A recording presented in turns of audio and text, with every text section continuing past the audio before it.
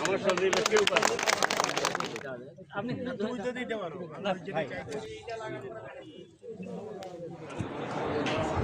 এরপরে আমাদের প্রথমত তারপরে আসবে এই সরকার অত্যন্ত মানবিক সরকার।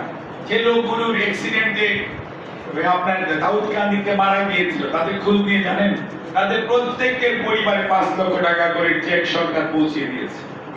এবং এগুলো কিন্তু কোনো ওই যে দাবি করা বাই করা সেগুলো করতে হচ্ছে না। অর্থাৎ সরকার প্রত্যেকটা মানুষের কাছে থাকতে চায়, পাশে যেতে চায়, শুধুমাত্র আপনাদের সহযোগিতা দরকার। এবং সেই জন্য আমরা বলবো যে ফ্যামিলি কার্ড বলেন, কৃষক কার্ড বলেন, কাজ শুরু হয়েছে না? আপনি দেখবেন এই বছরের প্রথম 6 মাসের পার হচ্ছে মাত্র যাচ্ছে, আগামী 6 মাসের মধ্যে আপনি দেখবেন ডিসেম্বরের মধ্যে ফ্যামিলি কার্ড আপনাদের প্রত্যেক গ্রামে গ্রামে কিছু না কিছু পৌঁছে যাবে। হয়তো সবার কাছে পৌঁছবে না, আগামী বছর আরো কিছু পৌঁছবে। 3 বছরের মধ্যে নবাবগঞ্জের পুরো পরিবারের মধ্যে ইনশাল্লাহ পৌঁছে যাবে।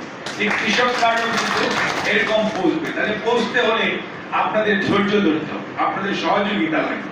এবং ফ্যামিলি কার্ডের জন্য মনে করেন আমাদের যে ভলান্টিয়ার স্বেচ্ছাসেবক, আমরা ওই এলাকার থেকে যারা এইচএসসি পাস ছেলে বা মেয়ে তাদের মধ্য থেকে নেওয়া হচ্ছে। আপাতত আমরা একজন একজন করে যেমন নিচ্ছি ওয়ার্ড ভিত্তিক, কিন্তু পরবর্তীতে আপনার সংখ্যাটা বাড়বে। একদিনই তো আপনাকে বুঝতে হবে যে এতগুলো মানুষকে একদিনে চুজ করা যায়, কারণ অনেক মানুষ এর জন্য কাজ করতে চায়। তাহলেই দেখবেন দেশ আগামী দিনে গণতন্ত্র থাকলে আপনিও ভালো থাকবেন, আমিও ভালো থাকবো, দেশের মানুষ ভালো থাকবে, সর্বোপরি বাংলাদেশ ভালো থাকবে। সেই আহ্বান জানিয়ে বাংলাদেশ যাতে ভালো থাকে, স্বৈরাচারের যাতে কোনো অবস্থাতেই পুনর্বাসনের কোনো সুযোগ সৃষ্টি না হয়, সেই দিকে সবাইকে সতর্ক দৃষ্টি রাখার আহ্বান জানিয়ে আমি আমার বক্তব্য শেষ করছি।